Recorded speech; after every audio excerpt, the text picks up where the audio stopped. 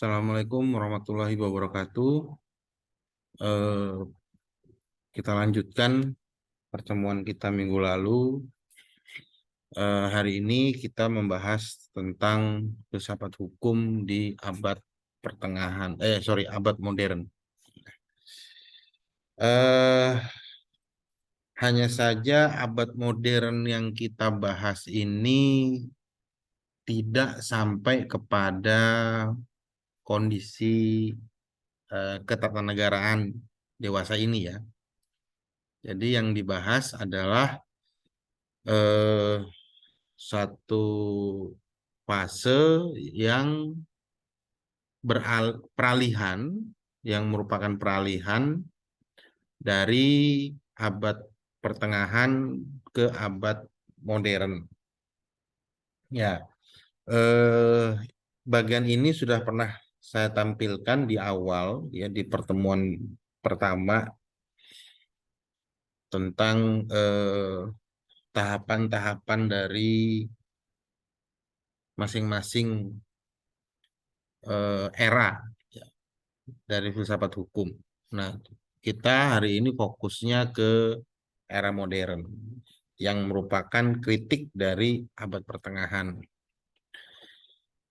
Yang menuansai era modern ini yaitu pemikiran-pemikiran yang berbasis kepada humanity dan rasional serta empirisisme. Jadi rasionalisme dan empirisisme. Humanisme, rasionalisme, dan empirisisme. Tiga paham ini yang hidup di masa peralihan abad pertengahan menuju abad modern. Tiga paham ini yang memberikan perlawanan secara khusus terhadap praktek-praktek kenegaraan di abad pertengahan yang berbasis kepada teologi. Ada monarki teologi di dalam abad pertengahan sebagai ciri khas dari sistem kenegaraan pada saat itu. Nah,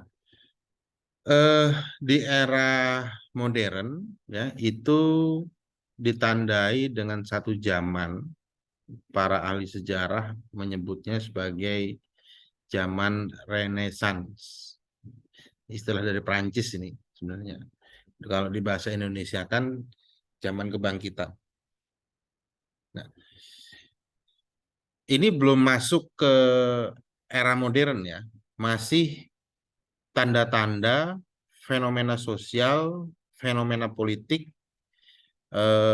yang apa namanya itu menjadi bridging, menjadi jembatan munculnya era modern. Nah, yang pertama adalah munculnya paham aliran humanisme terhadap gereja, ya, sebagai satu kritik atas hilangnya independensi manusia atas dirinya sendiri. Ya. Karena memang di era eh, pertengahan manusia itu terbelenggu ya, terpenjara oleh pemikiran-pemikiran yang harus selaras dengan keimanan. Keimanan itu diidentikan dengan keputusan-keputusan yang dibuat dari gereja. Nah, kemudian fenomena kedua adalah fenomena eh, apa namanya? Fenomena perang salib. Perang salib ini membawa dampak pertemuan dua budaya, budaya Barat dan budaya Islam. Yang ketika perang salib ini selesai, ya, sepengetahuan saya sampai 6 seri ini. Ketika perang salib ini selesai dan dimenangkan oleh Barat, ada semacam pengakuan, ya, dari para filosof Barat, dari para budayawan Barat, bahwa ternyata dari sisi kebudayaan Islam jauh lebih berkembang. Seperti minggu lalu saya sampaikan,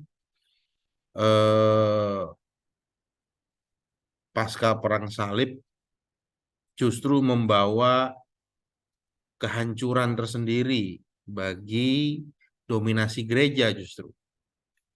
Karena ketika terjadi perang salib ini tujuannya adalah memperluas pengaruh dari Vatikan ke negara-negara Timur Tengah. Juga adanya upaya kolonialisasi terhadap negara-negara lain yang dipandang tidak berbudaya, yang kemudian menyebabkan terjadinya dialektika antara ilmuwan Islam dan ilmuwan Barat. Jadi ilmuwan Islam yang kabur, bukan kabur ya, iya kabur lah ya dari peperangan itu, melarikan diri, dan ilmuwan Barat yang ada di Italia, khususnya Florencia. Dari sinilah kemudian, ya, juga karena kemenangan itu kan kemarin saya ceritakan membawa kitab-kitab kuno dari eh, Aristoteles yang sudah diterjemahkan ke bahasa Arab, dan juga kitab-kitab dari para ilmuwan Islam saat itu, ya, terjadi perbincangan, pertukaran informasi yang pada akhirnya terjadi pengungkapan ajaran-ajaran dari filosof Aristoteles yang sudah lama hilang dalam dunia Barat. Ya. Karena memang di dunia Barat itu lebih dinuansai oleh ajaran dari Plato. Ya. Saya beberapa kali mengatakan Plato itu dibawa masuk ke filsafat abad tengah di Eropa, di wilayah Eropa Barat, dan Aristoteles itu dibawa ke Timur Tengah, ke Islam. Dan kembali kepada satu keunggulan dari orang Barat, ya, dari budaya Barat, yaitu kalau kemarin saya katakan bahwa ada budaya Romawi yang terbawa, yang nggak bisa dihilangkan dan ditularkan ke masyarakat Eropa Barat, itu adalah budaya menulis. Nah, akhirnya manuskrip-manuskrip eh, tua, termasuk salah satunya adalah Code Civilis, eh, Code Iuris Civilis, atau kitab undang-undang hukum perdata zamannya Kerajaan Romawi Bizantium Timur atau Kekaisaran Romawi Timur, itu ditemukan di era ini dan diterjemahkan dan diajarkan nanti di era of Clarung ada.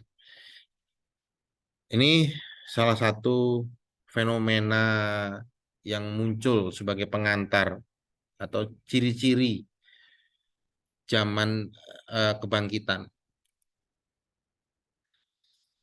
Kemudian dampak dari dialektika itu tentunya mempengaruhi bidang keilmuan juga, ya, yang dimana munculnya ciptaan dari ilmu pengetahuan berupa kompas, mesin cetak, dan misiu, ya, bahan ledak untuk peluru itu. Nah, tiga tiga hasil dari pengetahuan ini, tiga karya ilmiah hasil dari suatu pengetahuan ini disandarkan kepada pemikiran yang berbasis rasionalisme dan empirisisme. Kurang isi itu. Ya, empirisisme harusnya.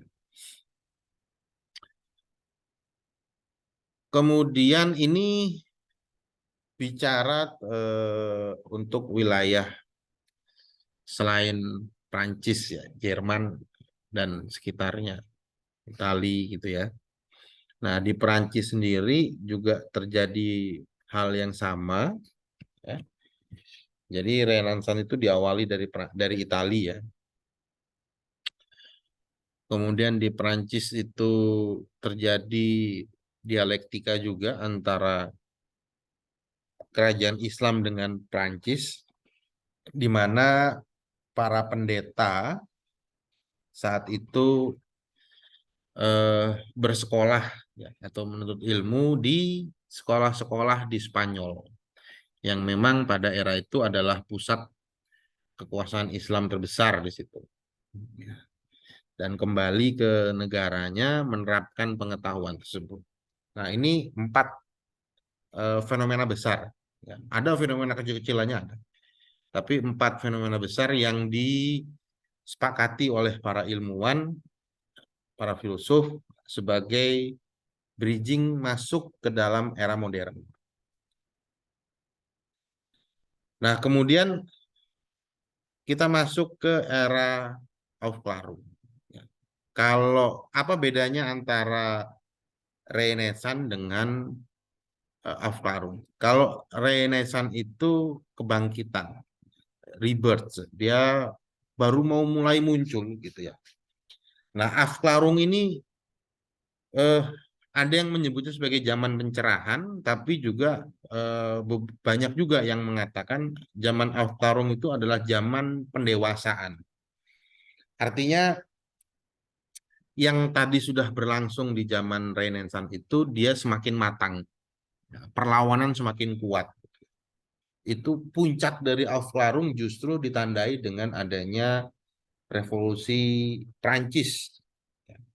Ada banyak revolusi, tapi yang paling besar adalah Prancis, dan Prancis yang apa namanya digadang-gadang sebagai eh, ciri khusus sebagai satu zaman pencerahan Aufklärung.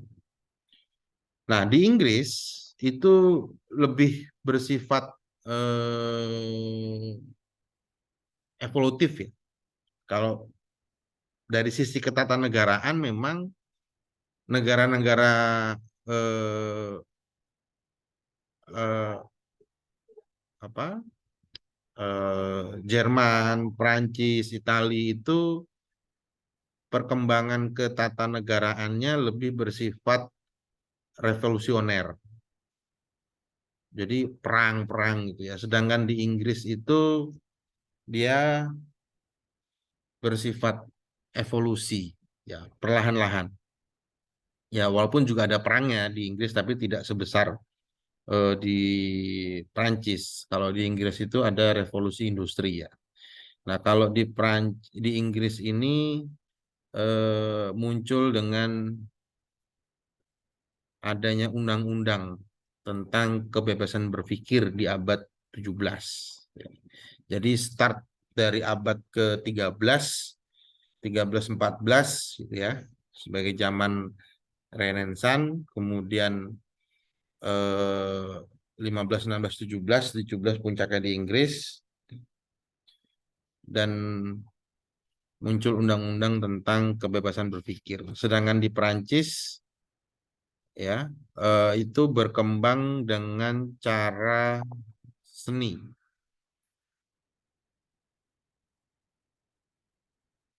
dengan cara seni.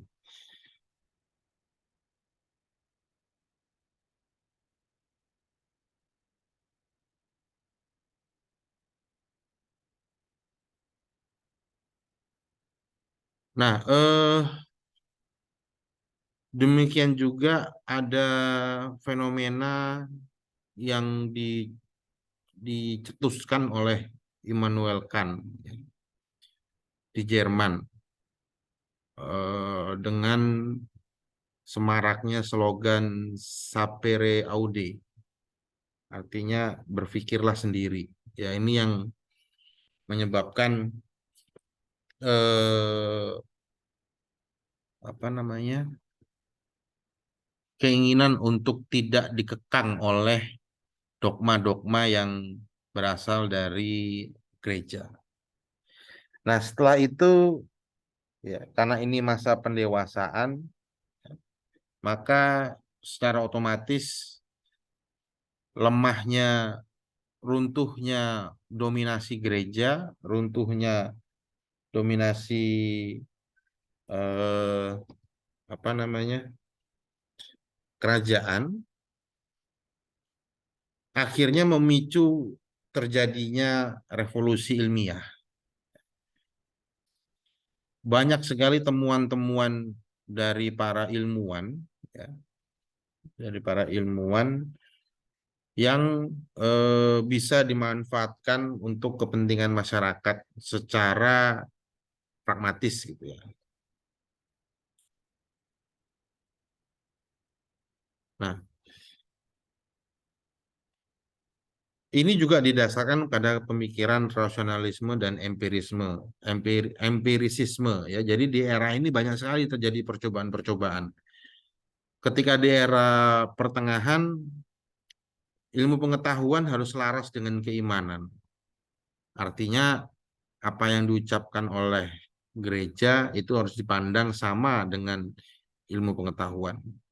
Kalau Anda ingin mengatakan bahwa eh, misalnya Anda melihat tembok ya berwarna merah, tapi kalau gereja mengatakan itu hijau, maka Anda harus ikut itu hijau.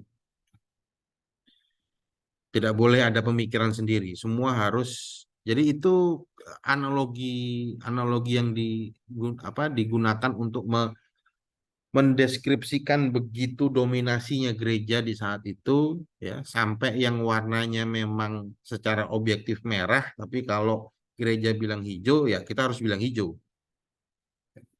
Jadi analoginya sampai sebegitu parahnya itu ya. Nah, di era ini banyak terjadi apa, percobaan-percobaan ilmiah gitu ya. Banyak terjadi temuan-temuan eh, karya besar ya, ilmuwan-ilmuwan fisika. Jadi orang-orang yang menggeluti bidang fisika, ilmu alam ini tumbuh subur makmur di era ini.